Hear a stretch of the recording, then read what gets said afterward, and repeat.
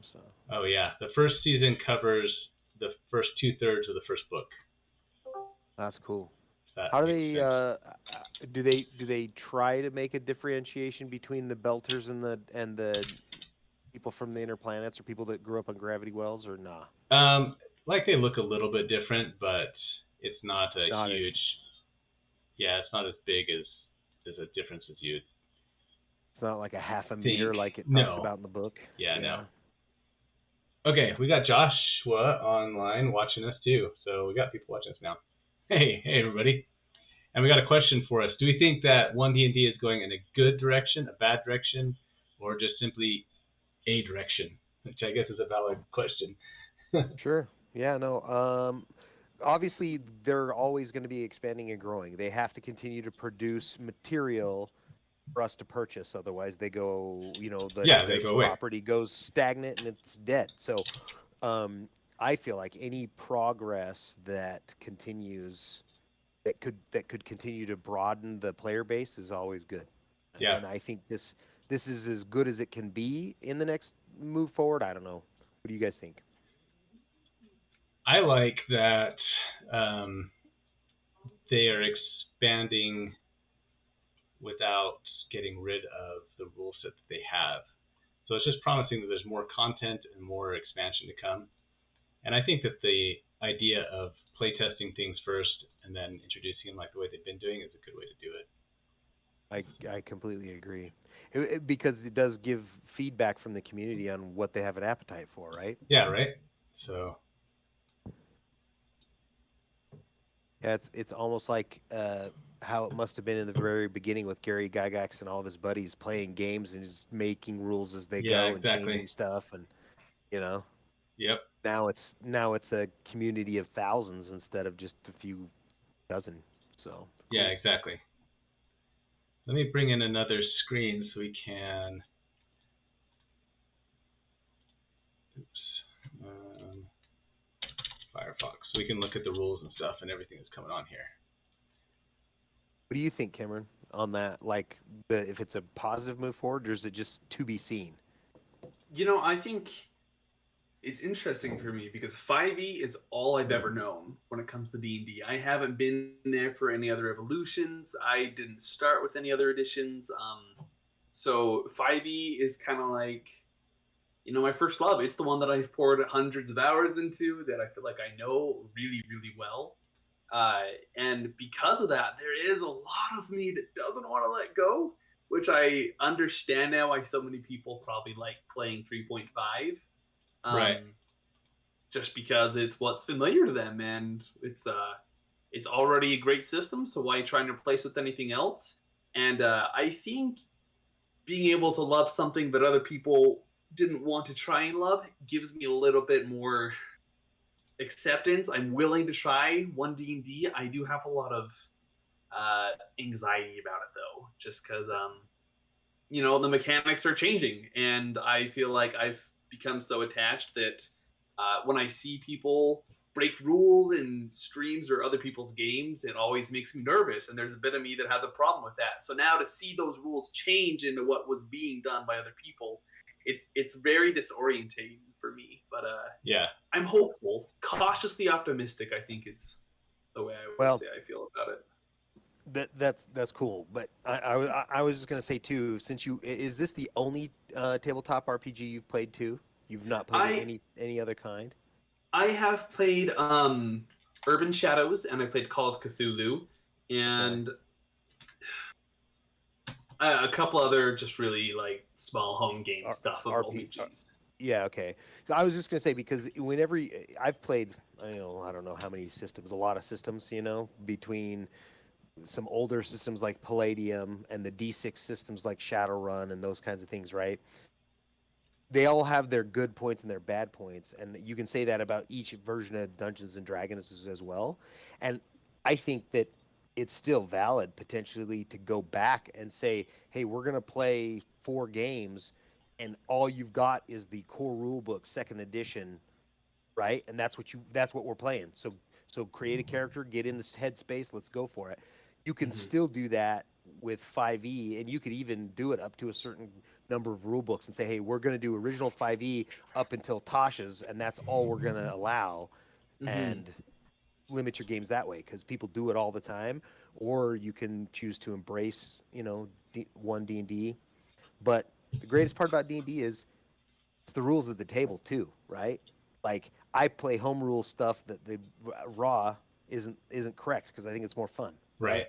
Like a healing potion on a bonus action. I don't see that big of a deal with it, and it really is tough when somebody's getting their butt kicked and their hit points are way down, and they have to use their whole action to drink a potion that will probably just get taken away from them in the next round anyway, when they get hit again, and they're right back in the same position, right? Yeah, that's and the sucky thing with that. It doesn't get you ahead anywhere. It should be a bonus action. So right. So that's why I don't mind a bonus action. I don't think it's that big of a deal. There are some people that would really hate that. But. Yeah, no, I feel the same way about healing potions in particular. And really, I love the idea of, if you're playing a game at your home, you can just make sure that the rules are whatever everyone wants them to be. But I guess that still just leaves it's not a problem. It's really a good thing to have a core mechanic that everyone turns to and draws from, right? And so introducing these new rules, it does make it harder to include new players, because then if you want a new player at your table, they have to learn all of your homebrew rules, and they have to disassociate from what they played before.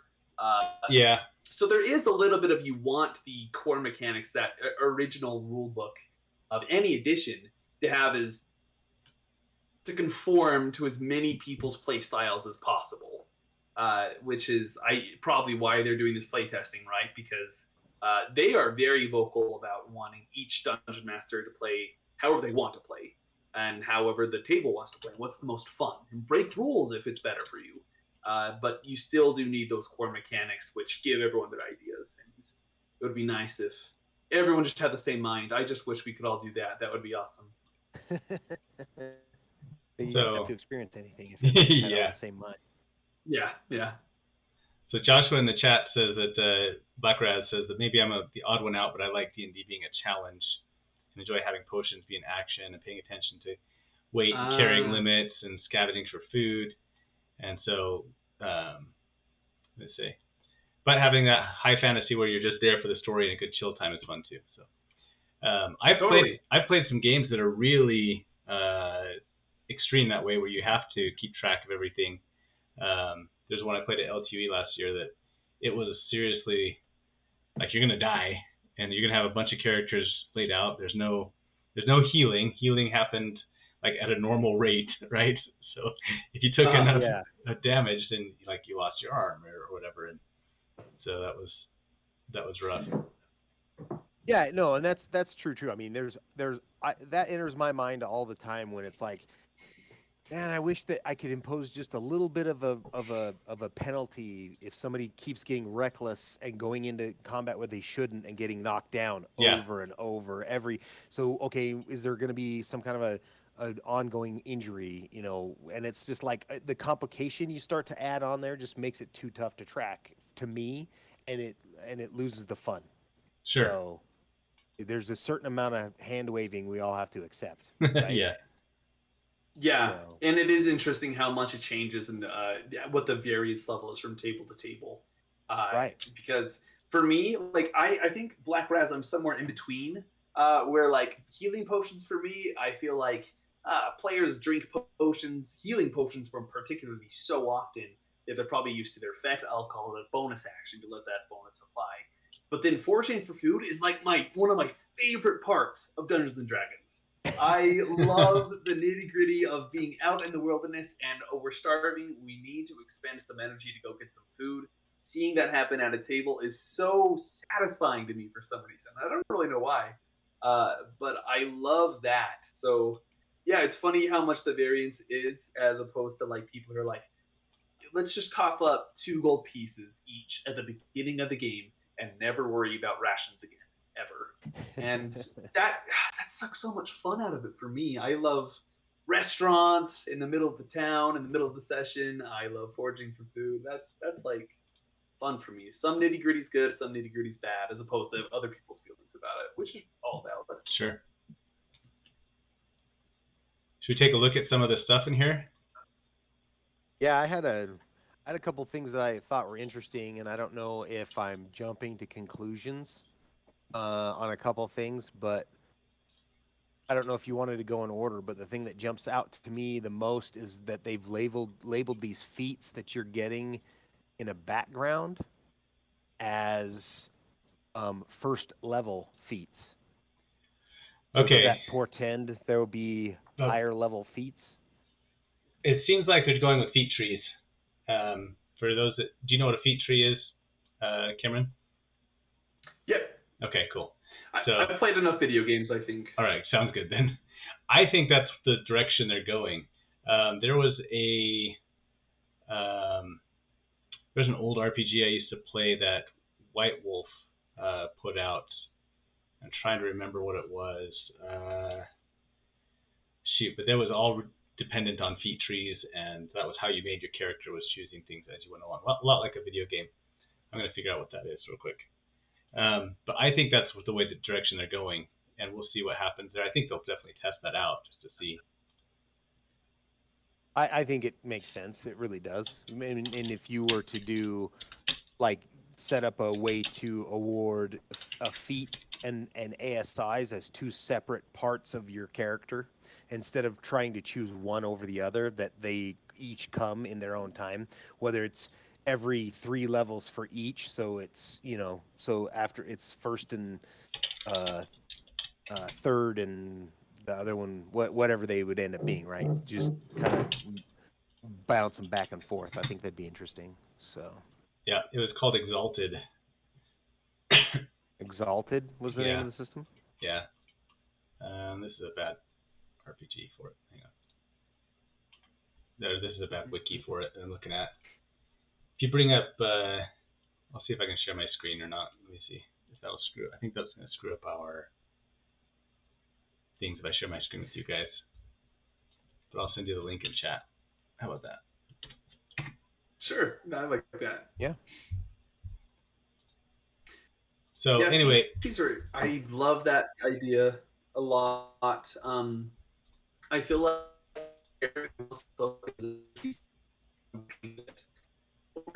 they should be better and better and better, as opposed to someone who is investing their time in multiple things. I just like that representation mechanically, in addition to any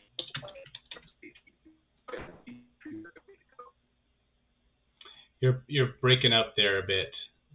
Yeah, Cameron, I wasn't able to quite hear. Not again. Yeah. Okay. Looks like. There you go. You're active again now. Okay. I'm sorry about that, guys. I can't type. Let me type Crawford feat tree. On the chat, they're saying that they're going to have levels in the feats, so it would be a first level feat, not feat trees. Yeah, that's not going to come up anything great there. Okay. So feats will have levels instead of feat trees. Right. But they also have prerequisites, so it's possible that higher level feats may require prerequisites of previous feats. And there are some feats that they mentioned that you can take multiple times, like skilled. So you could just continue to add proficiency to more and more skills. Yeah, so skillful if you wanted. First, skilled feat. Yeah. So that's true. And well, because the main two I see missing from this initial set of feats is Sharpshooter and Great Weapon Master. The ones that allow you to do -5 for 10 damage. I would imagine those are going to be much higher level feats, right?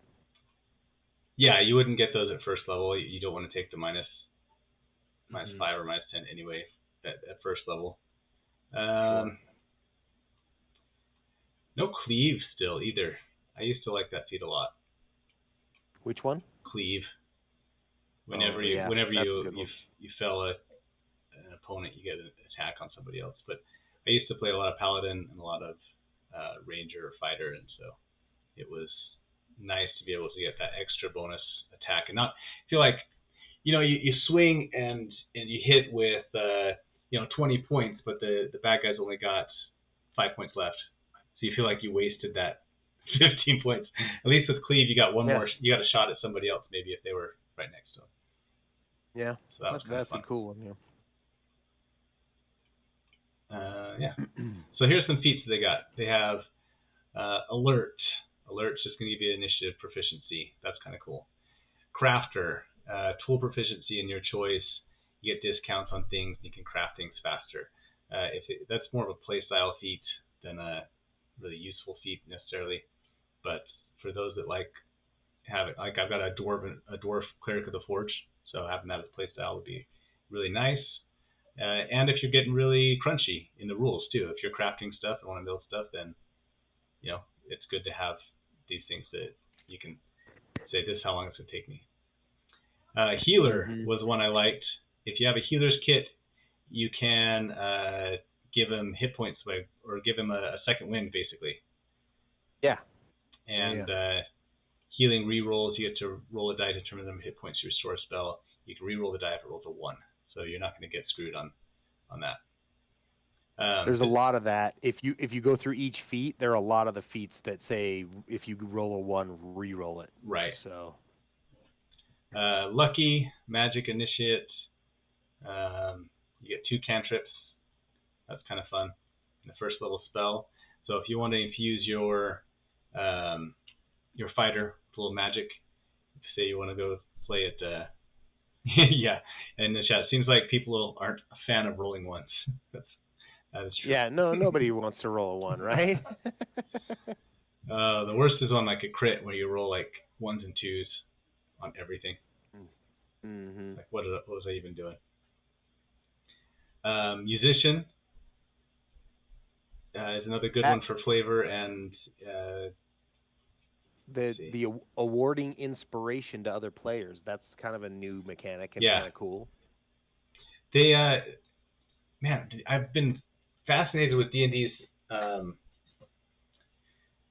huge focus on instruments as you're building a character. Like if you're taking a hobby, it's an instrument of some kind. Everybody plays some kind of instrument in D&D, even if it's just the drums or the spoons or harmonica. Everybody plays an instrument. We'll see if they can get some more hobbies and things like that involved in there. I think that would be great. I wanted to make a bard that instead of and I made one for the podcast event as an NPC, but instead of playing an instrument, he cooked foods. So he had a bunch of potions and that were like energy drinks. So if you wanted inspiring word or whatever, then you drank one of his energy drinks. That's right? cool. If you and he was just passing those out. He had energy bar or bars and things like that, like granola bars and whatnot. But I just used to like to make up. He would cook something up, and that would be the different bardic spells and stuff the way he cast them. That's cool. I like that. I like it when people come up with cool flavor like that. Yeah. Oh yeah, and I know who 058D is. I should know your real name. Anyway, it doesn't matter. But inspiration is going to be on steroids too. That was something that's coming up. Let's look at inspiration. Yeah, I have a lot of conflicted feelings about inspiration here. Yeah, let's talk about inspiration for a second. So, rolling a 20. First of all, now rolling a 20 automatically succeeds on skills. That's how everybody plays it, right? That's exactly how it reads. And a 1 is an automatic failure, which I thought that mechanic in 5e was excellent. That there could be things that are just too dang difficult. It's not possible. You only have a +1. It's a 25. The best you can get is a 21. You can't do that, right? I liked that a lot, and I don't like to see it going away personally. Anybody else? Yeah, I like the you're not going to fail automatically on a skill set thing. And you know what? It was annoying to set a difficulty that was just out of reach, and be able to like there should be some things that are impossible, and that now comes back to the DM then to say that nope, that's impossible. Whereas before you could say that's impossible unless you drink a strength potion and roll a 20, right? Or you get Yeah. you get a cleric to give you what's that D4 ability that you keep using? Guidance. Guidance, right? If you get guidance, Right. you roll a 4 on that and you roll a 20, it's possible you could get it. So Yeah. now it's possible, but you can just roll a 20 and get it. So it's Because this is the problem that I have. So you're going to have situations where, okay, I've got a rogue and he's going to cross this really narrow area. Let's say it's a pole that's between two buildings and Yeah. he's crossing this pole. He has a +7 to acrobatics. He rolls a 1. He has a 5% chance of falling from that pole no matter what. Yep. Yeah, that's a good Hate point. it. Hate it. That's a good point. That's With- not good. When I first started playing, I think, especially with groups who have less experience or liked this kind of play style too, whenever a character said, I want to do anything, if I want to do X, oftentimes the DM would say, okay, make a roll for it. Regardless of whether or not it's something that is like extremely feasible. One time I wanted to throw a rock at a wall that went around a city just to see if there were any guards posted above the wall, just trying to get their attention. And he had me roll for it. And I rolled the natural 1. And he's like, oh, you throw the rock at a companion and it hurts them. And I'm like, I can throw a rock at a wall. Yeah. Right? I mean, Yeah. it's not that hard. So I understand, I think, the appeal of having always some level of fear and like leaving something up to fate so that it's not just a game where you can optimize a character that can never fail at these things. And I like having a little bit of fate in the game. However, I think it does open itself up to misinterpretation a lot, where things that shouldn't require rolls or shouldn't really have drastic effects if you roll a 1 will now have drastic effects if you roll a 1. Yeah. And I think that's my fear. Yeah. Or the converse of saying, hey, I want to swim up a waterfall. Okay, roll a athletics check. That's a natural 20. Yeah. No, it is true too, and it's really important that DMs at least put time into thinking about what kinds of things do need a skill check, what kinds of things should be automatic, what kinds of things if there's a bit of information in a room that the characters need to know, it's not a very good idea to make them roll an investigation roll and have them fail finding it if No. it's important. It's, They just need to find it, right? Yeah. Like it's more times where you just say, yeah, I'm not going to roll. You don't have to roll. Right. There used to be a mechanic too where you could get an automatic 10 on things if you took your time, right? So if you have the Right. time to cross a ravine on a pole, you just take a 10 and say, I'm going to succeed at this. That was either in 3.5 or 4th edition. Maybe it carried over, but I think it was 3 or 3.5 because I Yeah. have the least amount of experience in that system and I don't know that rule. Okay. So. That's really interesting. Wow. yeah, if there was no time limit involved or there was something else, no other things that would make it difficult, you could just take a 10 on your roll, and whatever your bonus was on top of that, add your modifier, and you would get that's what you would get. Sure. And so if you were if you were investigating or searching for something, then you could say, I'm going to take my time. I'm going to spend an hour. There's also like a time thing that says if you're taking a 10, that's the same as rolling a dice 10 times. So it takes at least 10 rounds to do it in or more. And you say, okay, I'm going to take a 10. I'm going to get 15, or if you've got a +8, and then 18, whatever, to search. So that was kind of cool. And if you're in a chase, if you're trying to find something and you have to, you don't have that time to do it, then yeah, you have to roll, and you risk rolling a 1 and failing. because you're in a Yeah, hurry. and that's the difference between a spy being in the room and just grabbing whatever he can get his hands on and leaving, and the one who has all day long to take microfiche, pictures of Yeah, everything, yeah. right? That would be a That cool makes mechanic to total see come sense. back in. For sure, Yeah. for sure. Yeah. Okay, so what do you guys That's think what about? Oh, sorry. Go ahead. I was just gonna say. As a DM, a lot of times I will just impose time sanctions rather than failure when something happens and they just roll lower and it was lower than the DC, and it's like, well, it's possible they should be able to do this thing, so now it just takes 20 minutes, and if there's any kind of a time crunch, or there's a possibility someone could hear you, that raises that Yeah. possibility a lot, right? Yeah. So anyway, And That works. that's my favorite interpretation right there. I Yeah. like that as failing ability checks that need to be important. Yeah. Just costs either resources. Well, it just costs more resources, whether that be time or materials. It's just what it takes. Yeah. Sorry, you were trying to move the conversation along, Ryan.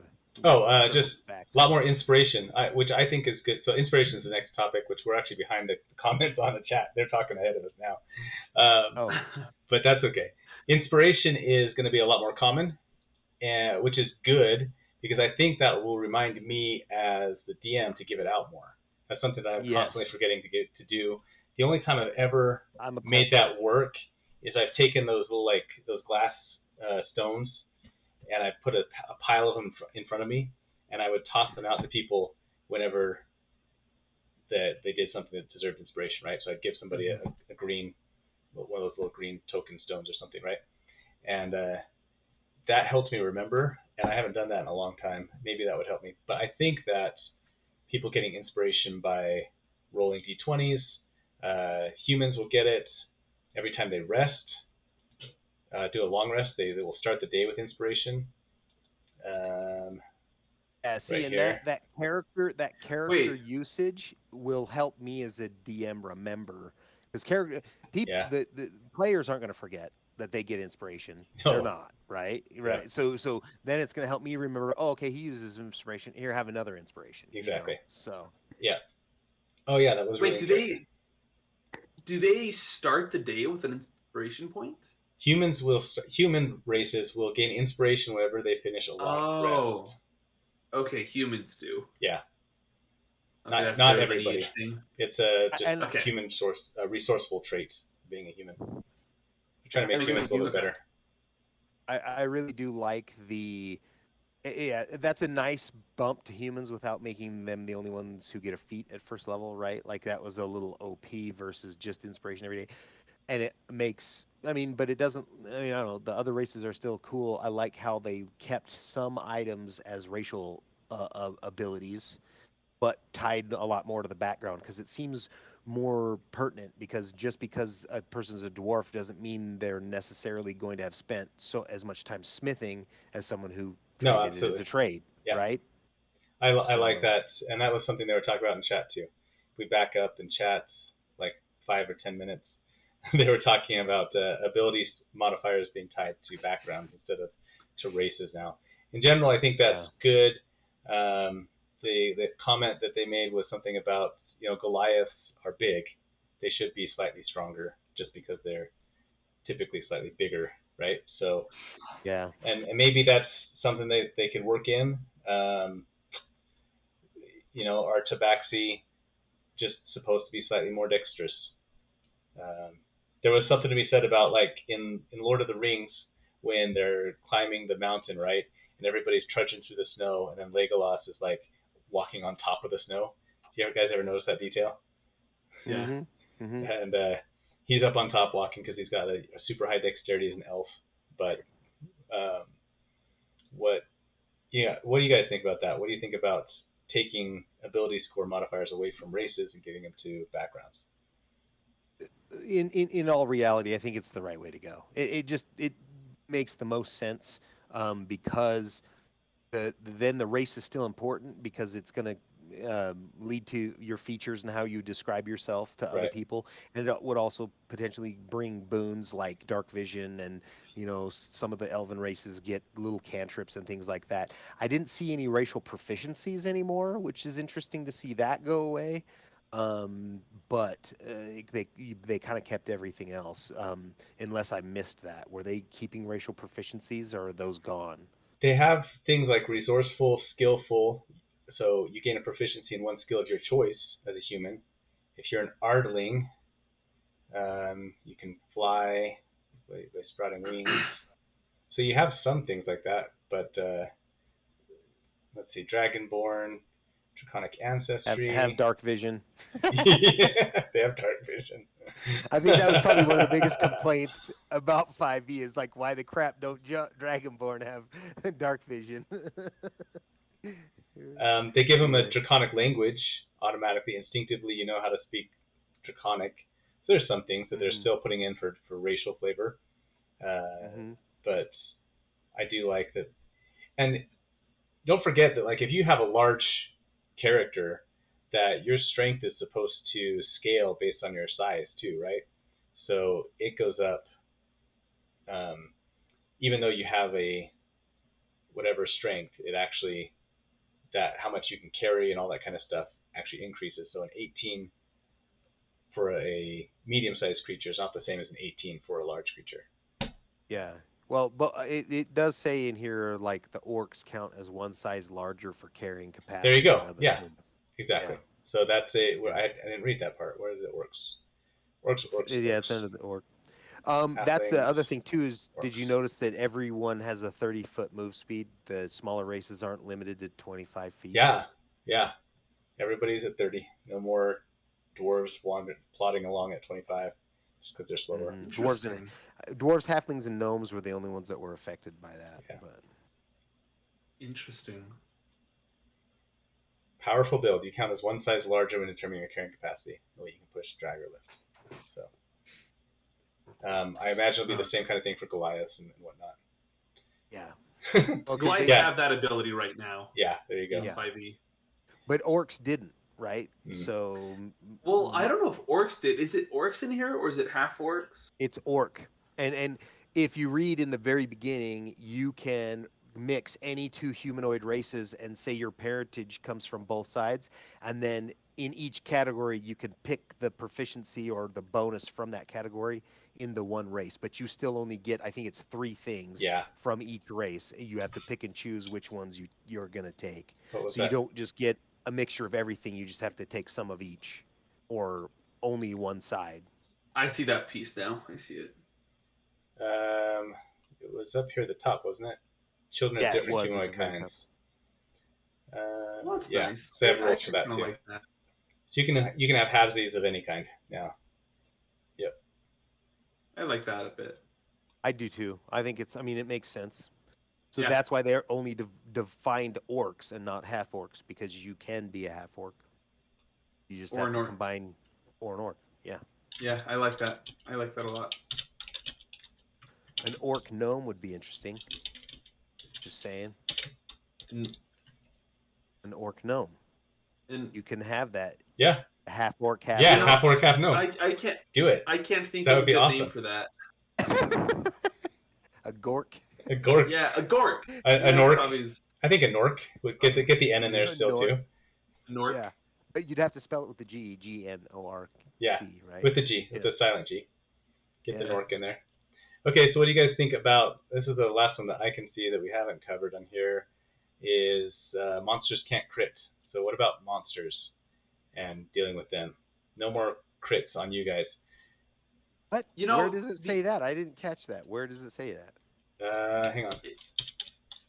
Because that's stupid.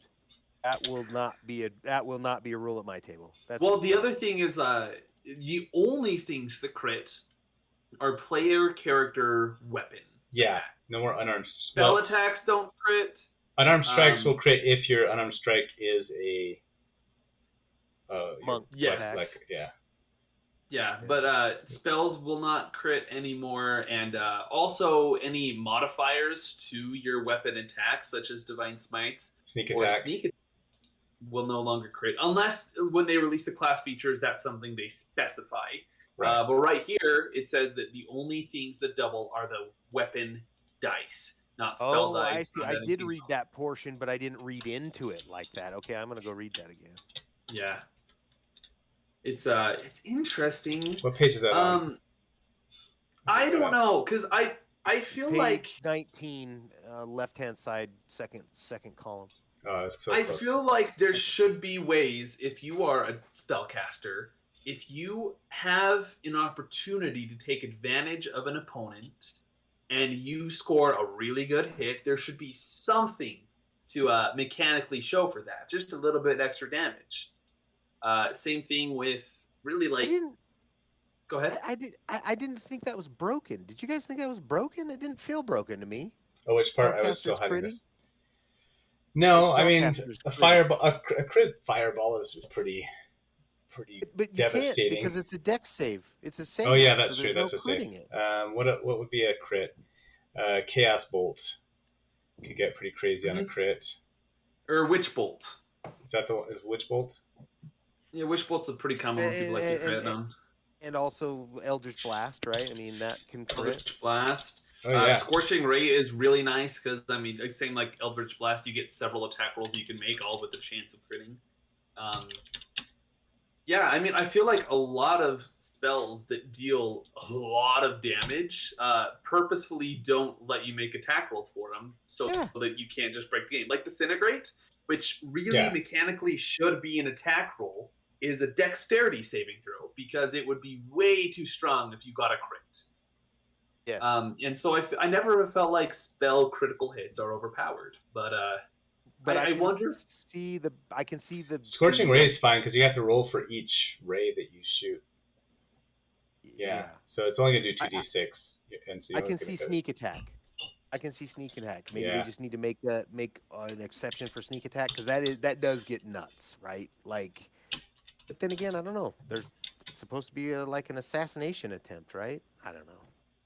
Oh, I mean, yeah, Assassin right now in 5e has like the ability to, whenever you start combat and an opponent is surprised, if you hit, it's automatically critical hit. For the purpose of being an assassin, right? I mean, it's kind of like the notorious thing.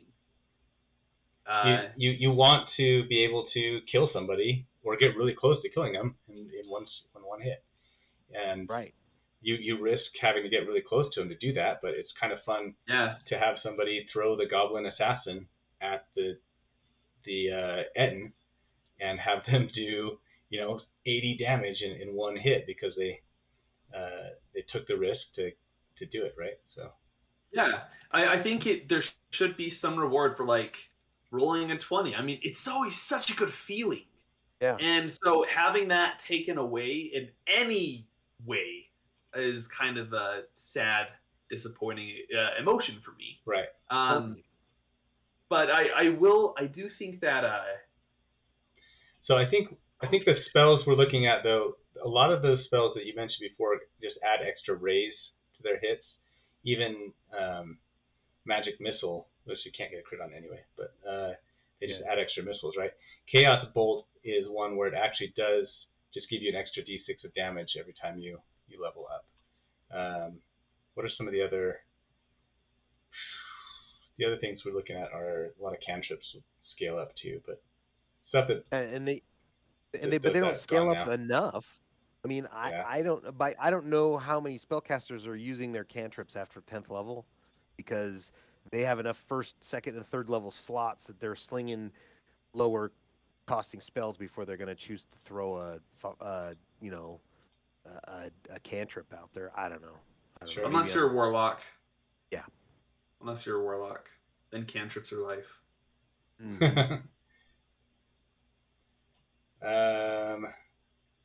Guidance, Green Flame Vein, Frostbite. So that's going to level up. But you're right, it only goes up to 2d6, 3d6, and 4d6. That one's slightly lower than what you want to see it at.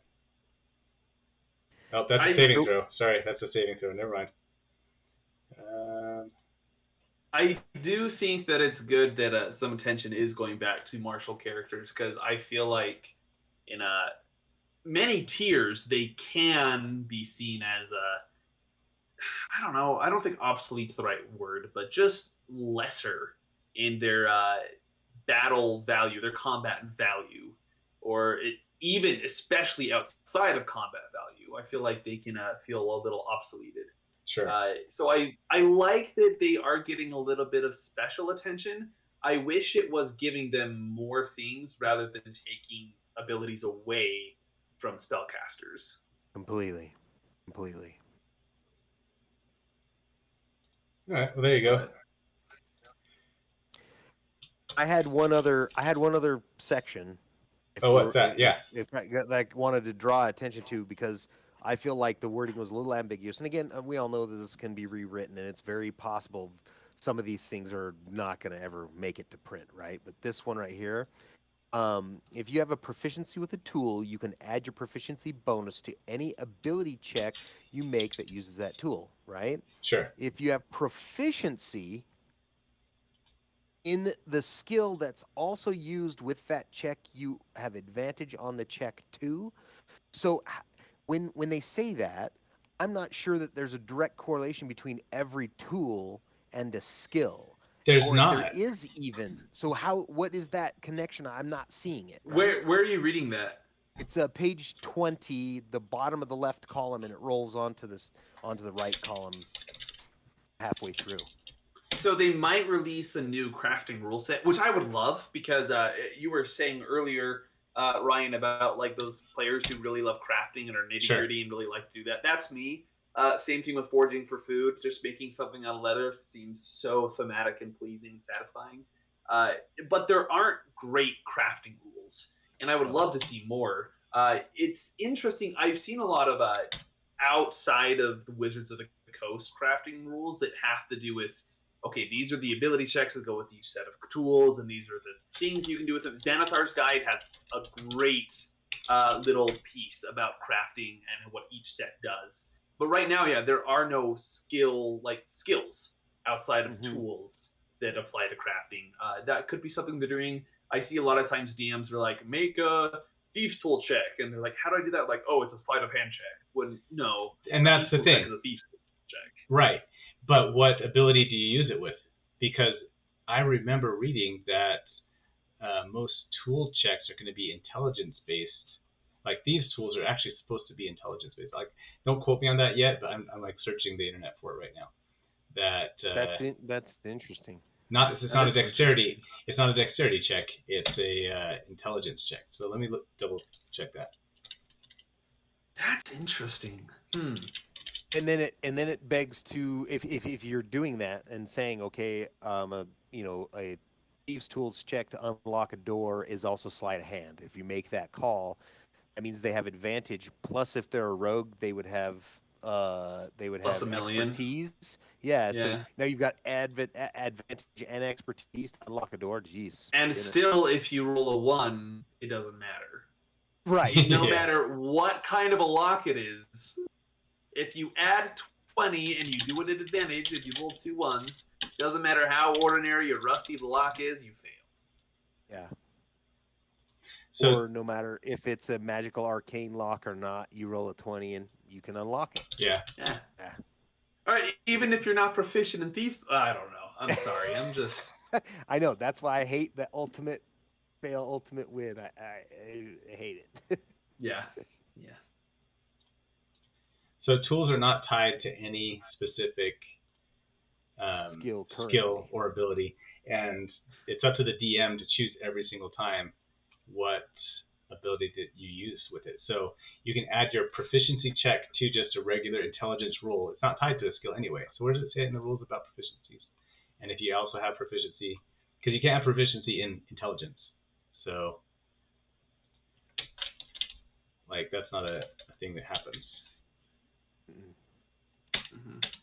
So, like I say, I don't know if that's poorly worded, if it's leading verbiage for later or what. But I don't see where you're reading that. That section, it's page 19 or page 20. 20. The bottom paragraph on the left column, and it wraps onto the right column. Okay.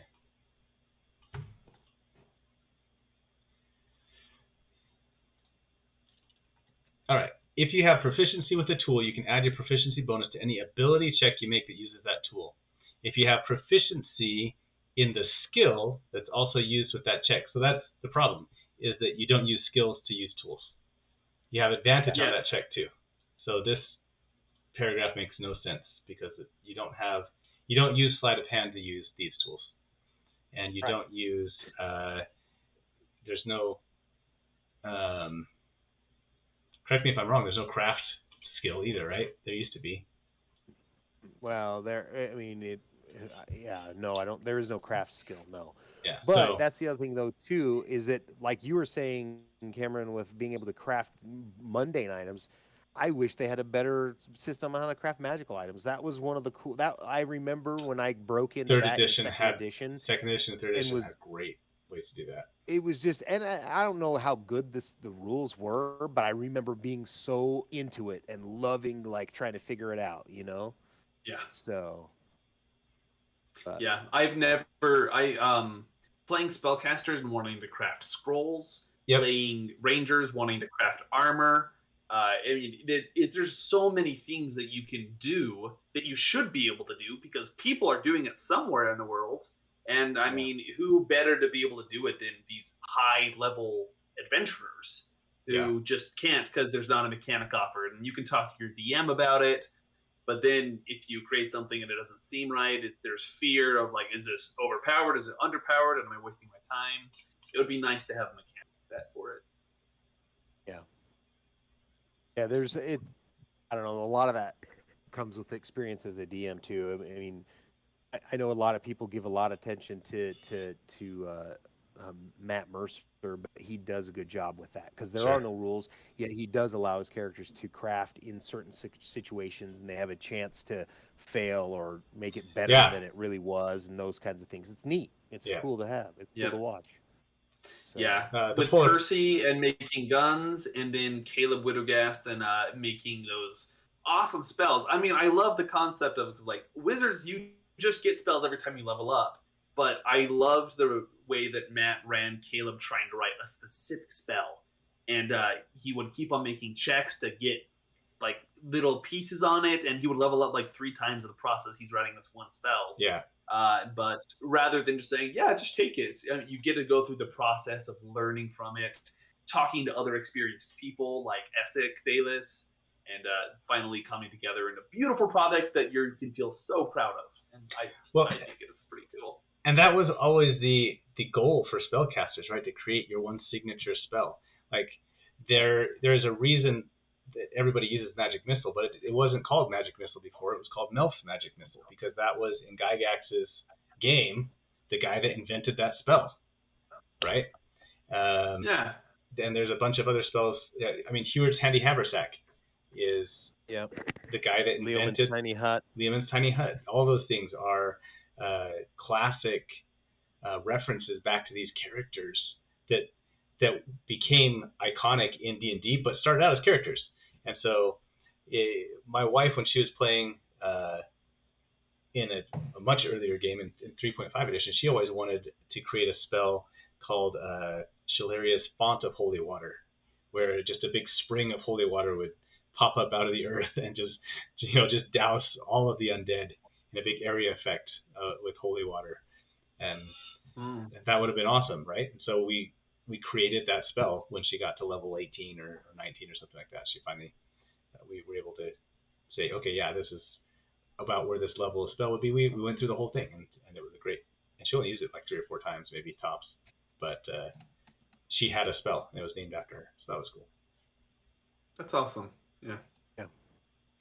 The Polar Paladin in chat says that they wish that they would bring more power into intelligence, because I think in 5e it's been kind of the dump stat in a lot of cases, which is true. Intelligence and strength. They need to bring more strength back into strength, and take more of it out of dexterity. They've done strength wrong. Yeah. They did them dirty by giving so many attacks and damage rolls into dex instead of back into strength. Same with constitution. Constitution could be more useful as a thing. I guess you use it for saves a lot with poison and whatnot, so that's good to have. And hit points. I mean, Constitution's a tough one to ever dump, because if you dump it and you have a -1, you're that in trouble. Sucks. That's like not cool at all. I've always thought strength is just, why would anyone take any high strength scores unless you're playing a barbarian? Yeah. Right, that's the only time you'd ever need it. I'm actually DMing a campaign right now, and every player except for the rogue has poured a lot of points into strength, which has been so new to me. But it's such a different play style because they cannot stealth anywhere, ever.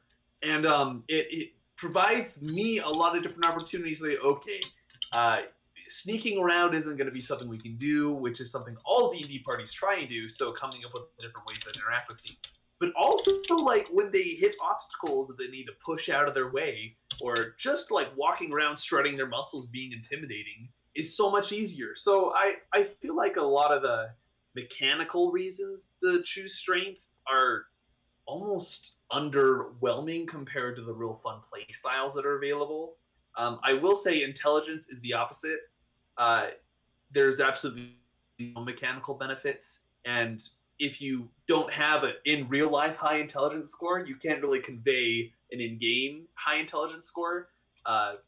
There are some homebrew rules that I've been using, which is depending on how many points you put into intelligence, you get skill proficiency, tool proficiency, extra languages, yada yada yada. And I like that. I would also love to see something in 1D&D rewarding high intelligence scores. Yeah, I've had more campaign problems where everyone in the party has dumped strength and intelligence. So anything that takes any kind of intelligence whatsoever just can't be done. Everyone has an 8. Everyone has an 8 or, a 9. And then same with strength, Usually there's at least one person that takes strength, but I had a game where I think I had one fighter that was strength based, and then everyone else was dex based, and then no one had intelligence. None. Yeah, that's our party, Eddie. Yeah, we have Kelvin. That's it. Yeah. Yeah. It's true. Yeah. It's true. Yeah, you guys are terrible at things like investigation too. So. Well, okay. Come on. Sully has a +8 to investigation. So why isn't Sully the one that does all the investigation? And you're never around when somebody needs to do it. That's a good question. That's a good question. We keep making unfortunate party splits and putting the wrong team members on the wrong teams. Sully, you go explore and make perception checks. Eddie, you stay behind and investigate. Yeah, that's exactly. Yeah. Perfect. Yeah, Sully's got the 8 investigation. I think that they need to figure out investigation and perception too, and figure that thing out. But a better description of skills. And to be honest, that's something I need to study better, because I usually I'll just throw something out there and say, roll this kind of skill, and I'm not very consistent in it, whether it's perception, intelligence, like that, or it's hard. Sleight of hand, or acrobatics versus athletics. I'm not very consistent in that either. It's really easy for players to just talk me into one or the other, basically. I guess is what I'm saying. Yeah, you're right. And it's tough as a DM because it's like, well, yeah, because climbing does have some acrobatic. I mean, somebody who's really thin can climb really well. They don't have to be a big brawny dude to climb. So, yeah, okay, it makes sense to climb and use acrobatics, right? Like, but it's tough. My favorite one I heard is a. Sorry. Go ahead. No, go ahead. I was going to say one of my favorite ones I heard for climbing specifically is making a strength acrobatics check or a dexterity athletics check. So like a combination, you average your bonus. Okay. Yeah. So like instead of it's like making a intimidation check with your strength instead of charisma. Yeah. Okay. Yeah. All right. Yeah, that makes sense. Yeah, because something like that. That made a lot more sense to me than dexterity characters trying to climb with the 8. Like, you're a rogue, you should be really good at climbing, but yeah. Well, the question is, are you Alex? What's his name? I'll look it up. Alex Honnold, in Free Solo and climbing up El Capitan, and he's a skinny, great, strong person, right? But is he using athletics or acrobatics on some of the things, or are you Fezzik from Princess Bride? And just climbing up a rope with 5 people strapped to you. Right. Yeah, I like that. So. Cool. There's some other stuff. They're definitely simplifying things. Somebody mentioned that they're looking at simplifying it for the new DM and for the new players. I agree with that. They've taken spells. Where did that go? There's only 3 types of spells now: Arcane, Primal, and Divine. Divine. Yeah. Does that mean So- that there's still going to be schools of magic though, conjuration, etc.? No, we don't know. I don't know. Oh, there's gotta Hope be, so. right? Hope so. It used to be hope super so. complex though, right? So like you would choose Yeah. a school as a wizard, and then you would get bonuses in that, and you would also choose schools that you couldn't learn anything from. Too back in the day. Is that second edition? And Yeah, I like that. Yeah, because if you chose a certain arcane path, then you couldn't do necromancy. Makes Yeah. sense, right? You're not gonna. Why would you delve into any of those spells? Because Right. you're doing this other thing. So Yeah. For any rule set ever released, I think there is just a balance of what is mechanically sensible that we can expect players to comprehend and understand and employ in the playstyle, versus we have to release some of the realism of like what it would actually feel like fall damage. If you wanted to create a set of algorithms that would accurately display how much damage you take from falling from certain heights, so many factors would have to go into it. So just saying, okay, you take XD6, depending on how much you fall, is such a unsatisfying way of ruling it, but it's kind of like the only plausible way of doing it. yeah, I usually will just assign a height that's like, if you're falling from this height uninterrupted, you're gonna die. You're It's just the dead, way it yeah. is, right? Sure. Yeah, If you you hear the don't do dogs. something, what's that? No, there's a bunch of dogs fighting outside my window right now. In the chat, the chat can hear them too. Oh, gotcha.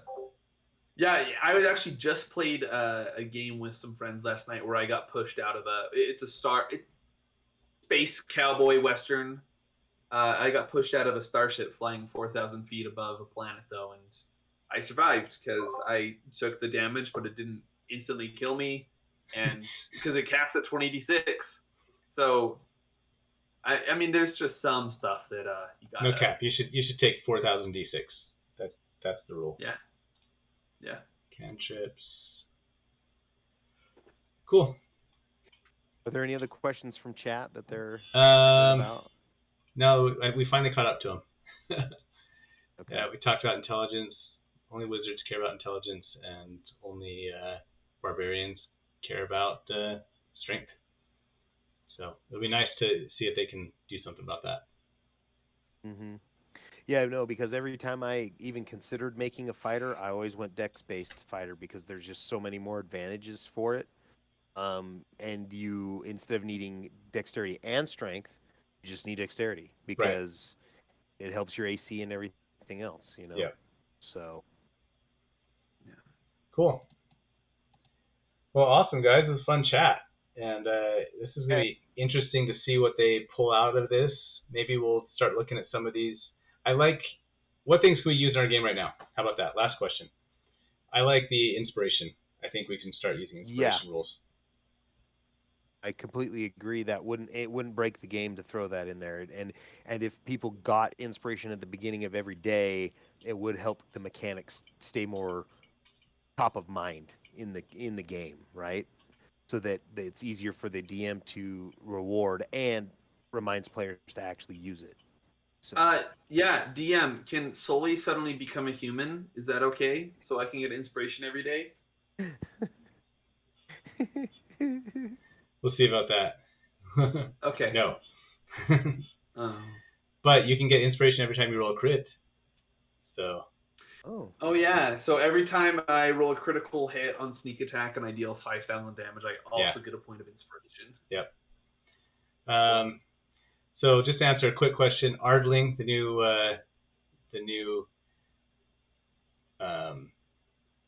race, I don't like any races that get flight by default. I think that's kind of goofy, and you have to plan around that a lot.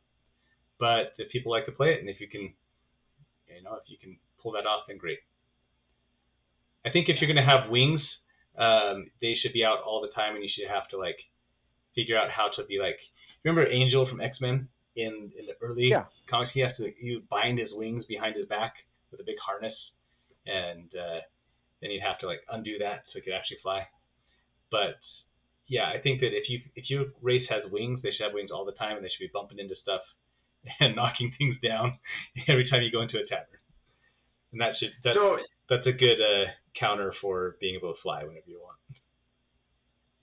I'm looking at it right now. It looks like the Ardling can only it's spectral wings, so they don't actually get wings. Yeah, they're not even real wings. Yeah, so it looks like they can only fly for 6 seconds, a number of times equal to proficiency bonus per day, which is a little bit more balanced than say an air cobra. Yeah, but it's fine. Oh yeah, it's close to being balanced. I think that's okay. I'm interested to see how people feel about it. Yeah. I like the fact that it's a bonus action, so it takes it takes action economy there, and also that you can only move up to your speed, and if you are in the air, you fall. So it's gonna have limited use. I think. I don't think it'll be so bad. So I'm getting a little blowback on no flying races in chat right now. People like them. If you like them, then that's great. And you just gotta be more creative as a DM. That's my feeling as a DM. Sure. If you play a level 1 Ardling Wizard, you can die within 6 seconds of the game starting just by using your bonus action to fly straight up and then falling, taking 3d6 damage. There you go. Instantly killing yourself. Don't. So be careful, chat. Yeah. If you're in the air and you fall, then you fall. All right. Any other rules we could use in our game now?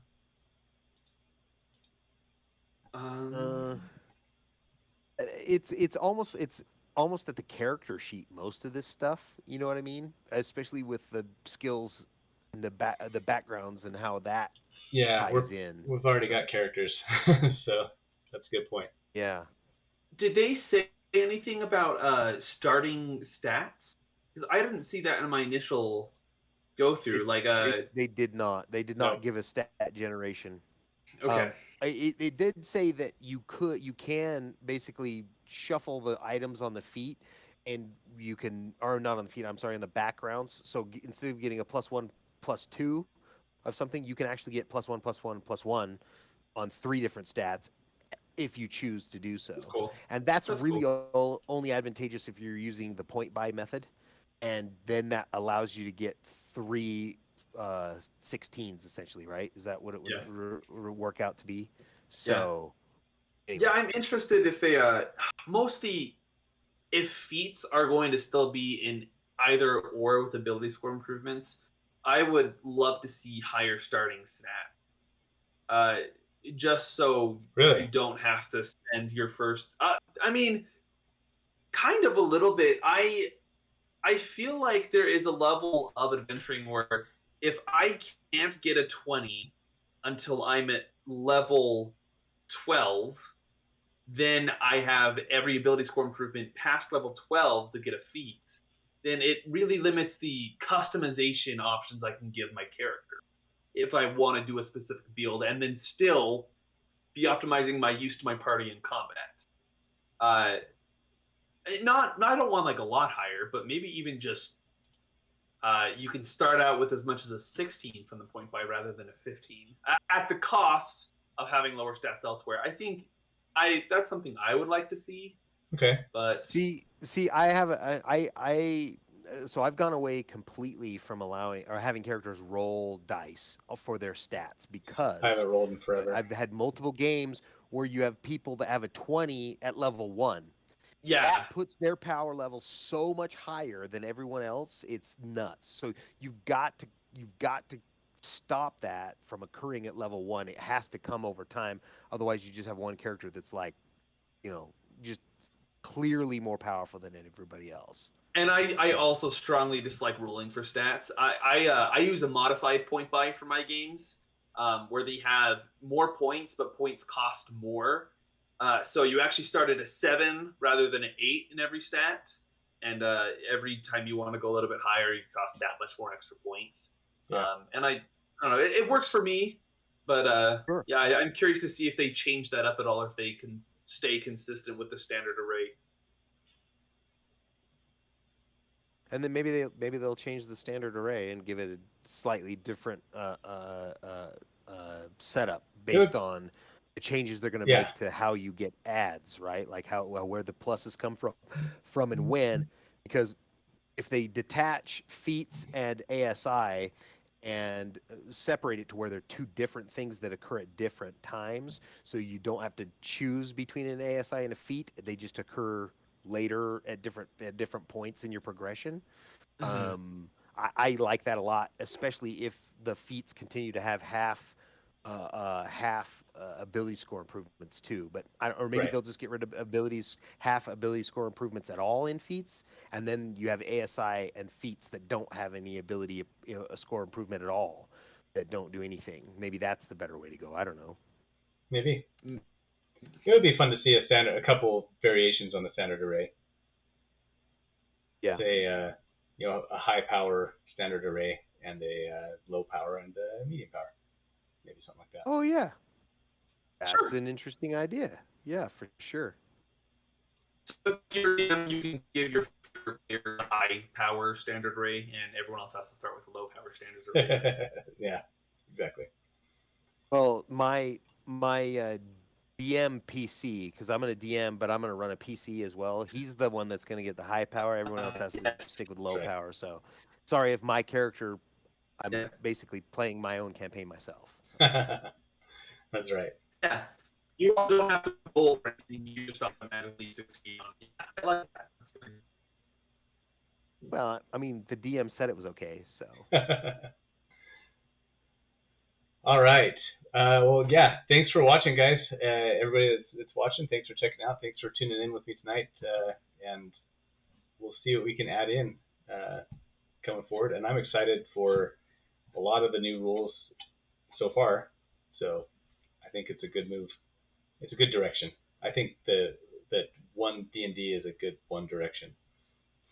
So I think it's a good plan to say, hey, we're not going yeah, to do additions. We're just going to do content and fine tuning potentially. right. And maybe they'll just continue to do a culmination every 10 years where they say, okay, every 10 years they re-release the core rule books with the culmination over that period of time. That way people continue Yeah, to play off the information they have, or new people can start with everything bundled together in the beginning, right? true. Exactly I right. don't know. I like it.